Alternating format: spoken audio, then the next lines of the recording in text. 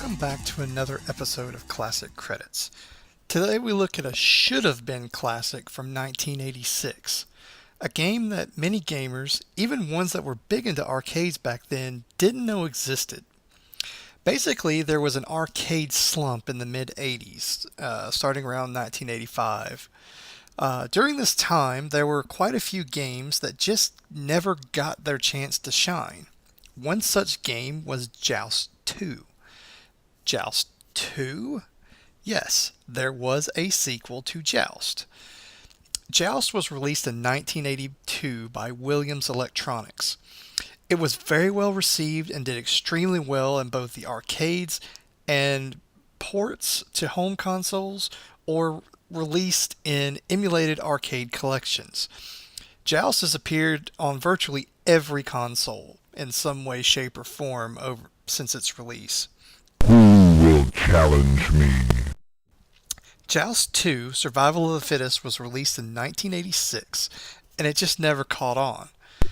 Joust 2 was very much like its predecessor. You have the same basic premise.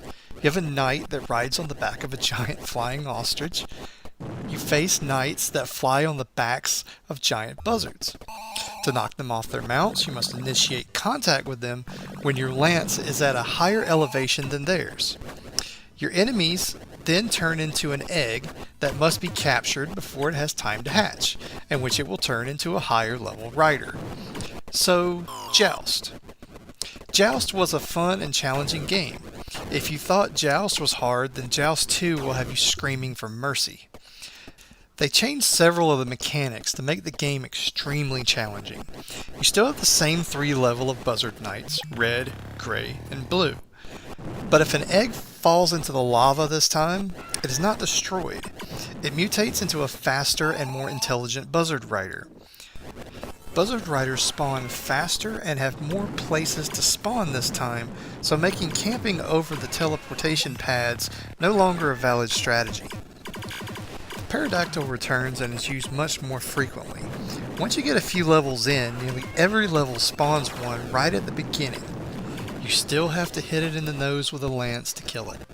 New to Joust 2 are crystal bats. They are small, they are fast, and they are a pain.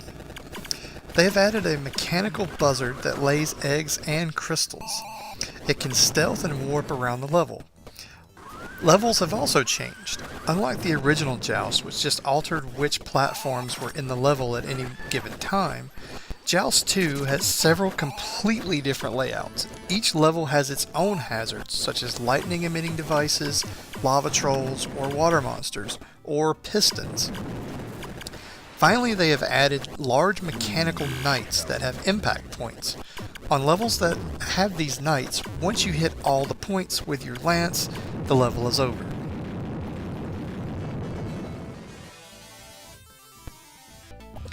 Egg waves are still present, and speaking of eggs, even those have changed.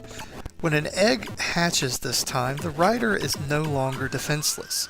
They have a lance that will kill you unless you attack them from behind, or Transform!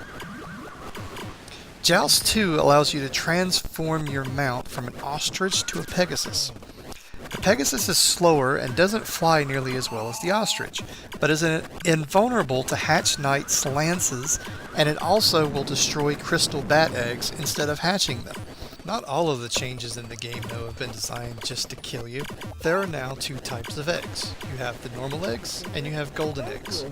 The golden eggs, once you get one, will create a bonus button, and when you maneuver your mount over the button, it will give you either a points bonus, an extra life, or do a super zapper attack, which will destroy all enemies on the screen. When you add up all the changes that this game has over an already challenging game, you get a seriously intense arcade experience. This game offered a continue function, the first time Williams offered such a feature, and you will use that feature a lot.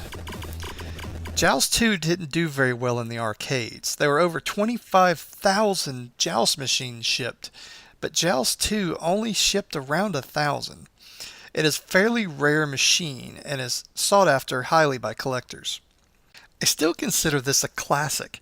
If the conditions or the market were better in 1986, this game would have most likely been just as popular as its predecessor, as it improved on the first game in every possible way.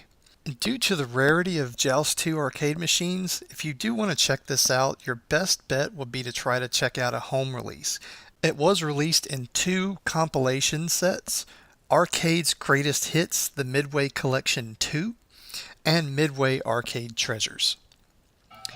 Thanks again for checking out another episode of Classic Credits. We hope you enjoyed this episode, and I hope that I have exposed some of you to the greatness of Joust 2, a game that most of you may or may not know actually existed. So I would suggest checking it out if you can find it in a local arcade or know an arcade collector that may have it. And once again, thanks for watching Classic Credits. If you like the show, please subscribe. Tell people about it on Facebook, Google+, Twitter, and make sure to join in next time, where I hope to show you a game that you may have forgotten or maybe never even heard about.